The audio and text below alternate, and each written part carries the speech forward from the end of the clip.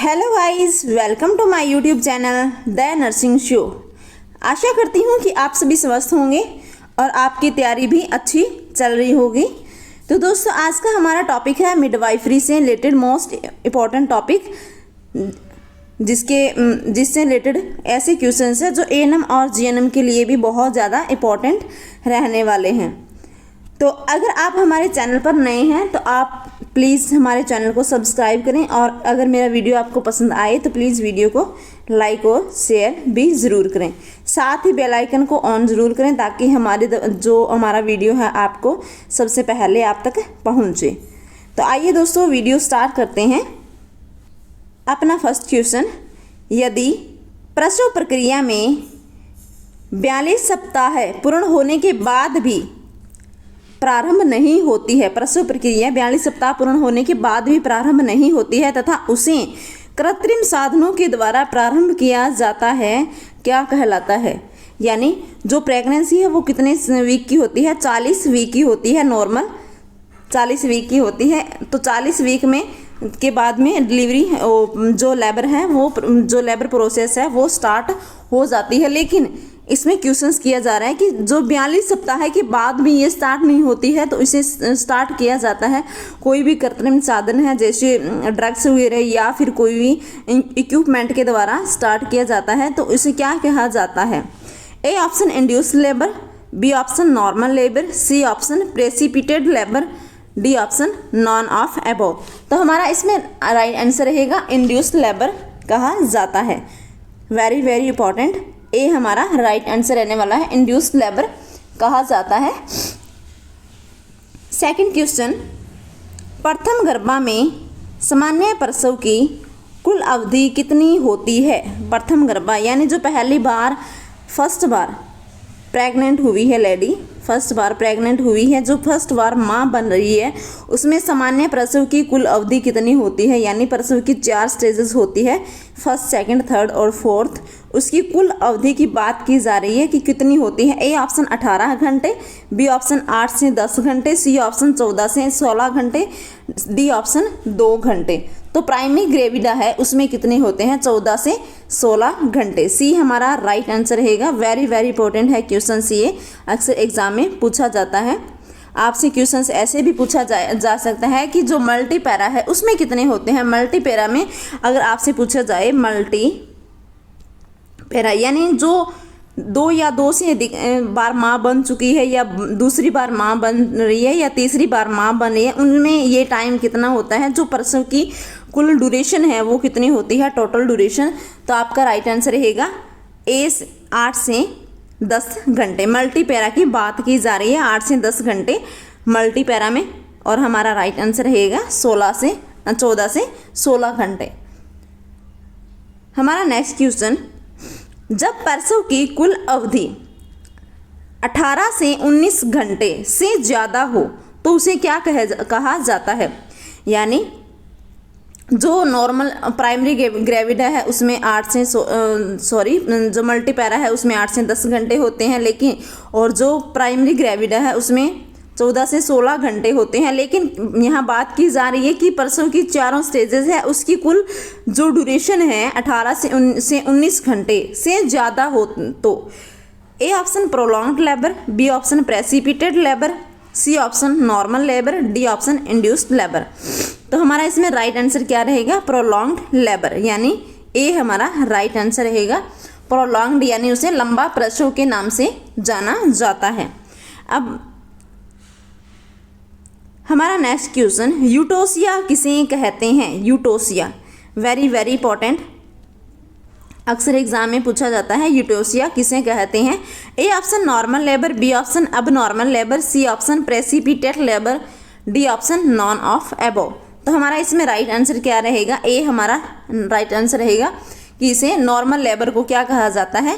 यूटोसिया कहा जाता है। यूटोसिया आपसे क्वेश्चंस ऐसे भी पूछा जा सकता है कि जो नॉर्मल लेबर है उसका दूसरा नाम क्या है? तो आपको आंसर देना है यूटोसिया क्या है? नॉर्मल लेबर का दूसरा नाम है।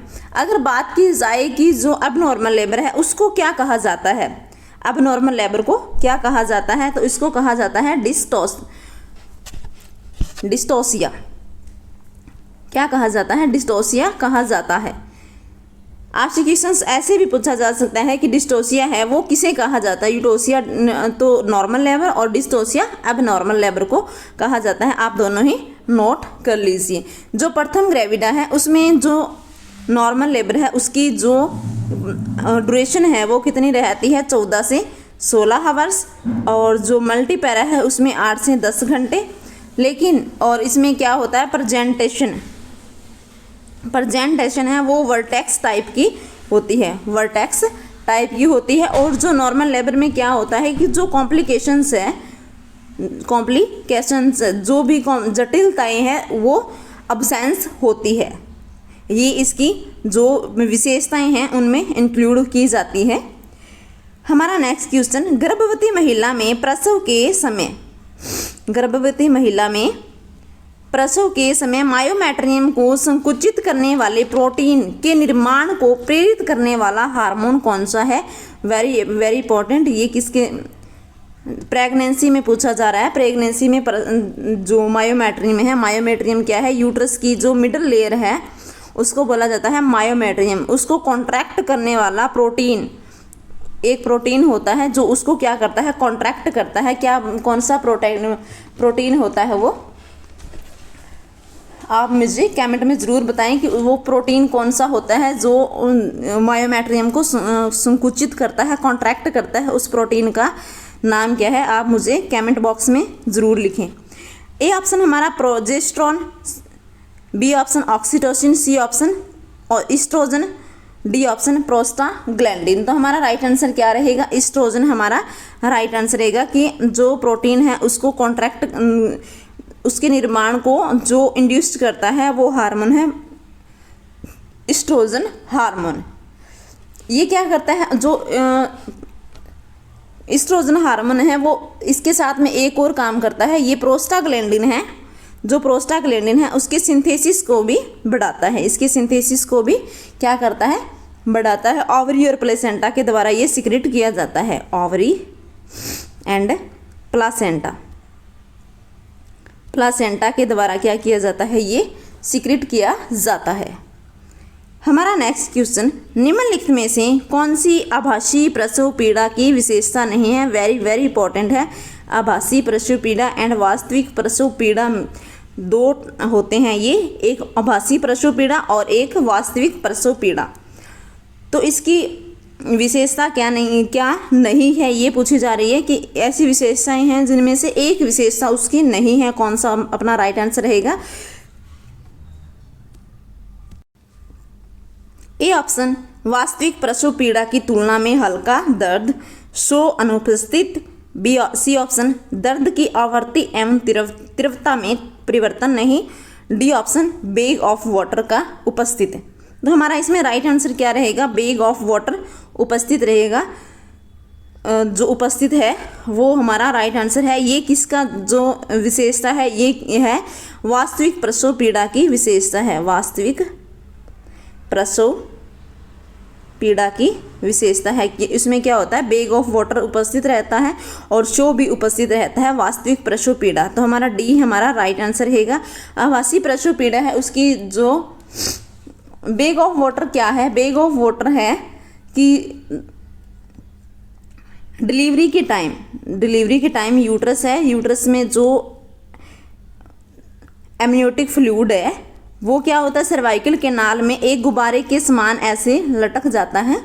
गुब्बारे के समान जो बच्चे का प्रेजेंटिंग पार्ट है उसके नीचे की तरफ यहाँ पे क्या होता है? गुब्बारे के समान स्ट्रक्चर बना के लटक जाता है। तो उसको क्या बोला जाता है? बेग ऑफ वाटर बोला जाता है। अब बात की जाए कि शो क्या है? शो है कि रक्त के साथ जो ब्लड है उसके साथ में जो सर्वाइकल म्यूकस है उसके ब्लड एंड सर्वाइकल म्यूकस का वेजाइना के थ्रू बाहर निकलना क्या कहलाता है? शो कहलाता है। अक्सर एग्ज़ाम में पूछा जाता है कि शो क्या है? वेरी वेरी इंपॉर्टेंट, आप इसे नोट कर लीजिए कि ब्लड एंड सर्वाइकल म्यूकस का विजाइना के रास्ते बाहर निकलना क्या कहलाता है? शो कहलाता है। हमारा इसमें राइट आंसर रहेगा डी, हमारा राइट आंसर रहेगा। 7 हमारा जो क्वेश्चन है वो है गर्भस्थ शिशु के गर्भस्थ प्रस्तुति भाग यानी प्रेजेंटिंग पार्ट का वास्तविक पेल्विस में नीचे की ओर खिसक जाना क्या कहलाता है? ये है हमारा यूट्रस है, इसमें हमारा जो फीटस है वो फीटस है हमारा। तो इसका प्रेजेंटिंग पार्ट यानी जो यूट्रस के लोअर एरिया है, जो लोअर एंड है, वहाँ पे गर्भस्थ शिशु का कौन सा पार्ट जो यहाँ पे स्थित है तो उसको बोला जाता है, क्या बोला जाता है? प्रेजेंटिंग पार्ट बोला जाता है। कि उसका गर्भ वास्तविक पेल्विस में पेल्विस 2 टाइप की होती है, true and false. True and false pelvis 2 type की पेल्विस होती है। तो इसे जो ट्रू पेल्विस है उसमें नीचे की ओर खिसक जाता है तो उसे क्या कहा जाता है? A option show, B option lightening, C option bag of water, D option false labour pain. तो हमारा राइट आंसर क्या रहेगा? लाइटनिंग हमारा जो राइट आंसर रहेगा, बी हमारा राइट आंसर रहेगा। Very very important. साथ में ही जो लाइटनिंग है उसको इस पे एक और क्वेश्चन बनता है, वो क्या है? आपके जनरल नॉलेज के लिए बता दूं कि जो लाइटनिंग है उसे एक और क्वेश्चन बनता है, वो है कि welcome sign of pregnancy. Welcome sign of pregnancy की अगर आपसे पूछा जाए कि वेलकम साइन ऑफ प्रेगनेंसी क्या है तो आपका राइट आंसर रहेगा लाइटनिंग। लाइटनिंग क्या है? वेलकम साइन ऑफ प्रेगनेंसी है, यानी प्रेगनेंसी का स्वागत चिन्ह के नाम से इसे जाना जाता है। क्यों जाना जाता है? क्योंकि जो महिला है, जो प्रेग्नेंट लेडी है, उसके जो यूट्रस है वो जिफी स्टर्नम तक पहुंच जाता है, ठीक है। तो उसको जो ब्रीथिंग करने में बहुत ज़्यादा प्रॉब्लम आती है, उसको बहुत ज़्यादा डिफ़िकल्टी होती है ब्रीथिंग में, सिटिंग में, स्टैंडिंग में, यानी बहुत ज़्यादा प्रॉब्लम होती है क्योंकि जो फीटस है वो यहाँ तक पहुँच जाता है। तो ये क्या होता है कि जो प्रेगनेंसी के लाइटनिंग की प्रोसेस होती है तो जो फीटस है वो यहाँ पे जो वास्तविक पेल्विस है उसमें नीचे खिसक जाता है, जिससे महिला को क्या होती है कि उसको थोड़ा कंफर्टेबल फील होता है, थोड़ा कंफर्टेबल फील होता है, उसे बोला जाता है लाइटनिंग बोला जाता है। हमारा नेक्स्ट क्वेश्चन, निम्नलिखित में से वास्तविक प्रसव पीड़ा यानी ट्रू लेबर पेन के चिन्ह क्या है? A option presence of rhythmic and painful uterine contraction, B option presence of show, C option bag of water, D option all of above. तो हमारा इसमें राइट आंसर क्या रहेगा? ऑल ऑफ अबव हमारा राइट आंसर रहेगा।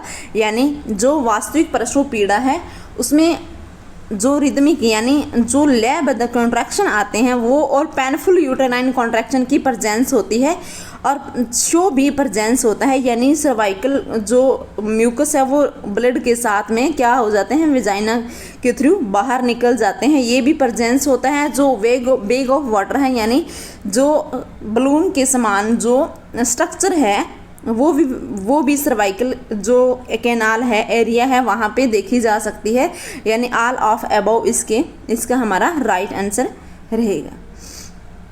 Next question, प्रसव की कुल कितनी अवस्थाएं होती है? ये है वेरी वेरी इंपॉर्टेंट क्वेश्चन है।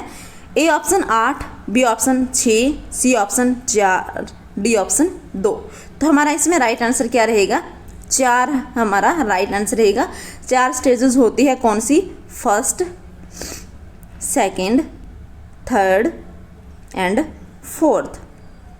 फोर्थ यानी 4 स्टेज होती है। आगे के टॉपिक में मैं आपको इन 4 स्टेजेस के बारे में फुल डीपली से एकदम बढ़िया ऐसे क्वेश्चंस लेके आऊँगी, ताकि आपकी जो 4 स्टेजेस है वो अलग अलग वीडियो में लेके आऊँगी, ताकि आपकी 4 स्टेजेस है वो कवर हो जाए, बहुत अच्छी तरह से कंप्लीट हो जाए, आपको याद हो जाए। तो हमारा इसमें राइट आंसर सी रहेगा। नेक्स्ट क्वेश्चन, निम्न में से प्रसव के पूर्व सूचक चिन्हों में शामिल क्या है? पूर्व सूचक चिन्ह क्या है कि जो प्रेगनेंसी है, प्रेगनेंसी में जो प्रसव है उसकी सूचना देने वाले ऐसे चिन्ह कि प्रसव स्टार्ट हो रहा है कि नहीं हो रहा, तो उसकी जो सूचना देने वाले चिन्ह हैं उन्हें पूर्व सूचक चिन्ह कहा जाता है। ये अगर प्राइमरी ग्रेविडा की बात की जाए कि प्राइमरी ग्रेविडा है उसमें प्रसव पूर्व सूचक दिखाई देते हैं पूर्व सूचक अवस्था में, और 2 या 3 वीक से 2 या 3 वीक पहले, 2 या 3 वीक पहले, यानी वास्तविक लेबर पेन है उससे 2 या 3 वीक पहले ये दिखाई देते हैं जो प्रसव पूर्व चिन्ह हैं। कब? True labour pain, true labour pain के 2 या 3 सप्ताह पहले दिखाई देते हैं। किसमें? प्राइमरी ग्रेविडा में, जो प्रथम बार माँ बन रही है उसमें पूर्व सूचक चिन्ह कब दिखाई देते हैं। आपसे क्वेश्चंस ऐसे भी पूछा जाएगा कि जो पूर्व सूचक चिन्ह हैं वो प्राइमरी ग्रेविडा में पूर्व सूचक अवस्था जो ट्रू लेबर पेन है उसके कितने दिन पहले या कितने सप्ताह पहले दिखाई देते हैं। तो आपका आंसर रहेगा 2 या 3 सप्ताह पहले ये दिखाई देते हैं। अगर बात की जाए कि मल्टीपैरा में कब दिखाई देते हैं तो कुछ दिन पहले सम डेज एगो ये दिखाई देते हैं। तो हमारा इसमें राइट आंसर क्या रहने वाला है? A option softness of cervix, B option lightening, C option frequency of urine, D option all of above. तो हमारा इसमें राइट आंसर रहेगा डी, ऑल ऑफ अबव हमारा राइट आंसर रहेगा। तो दोस्तों आज का वीडियो आपको कैसा लगा? अगर अच्छा लगा तो प्लीज़ वीडियो को लाइक करें, और अगर आप हमारे चैनल पर नए हैं तो चैनल को सब्सक्राइब ज़रूर करें। वीडियो के एंड तक बने रहने के लिए धन्यवाद।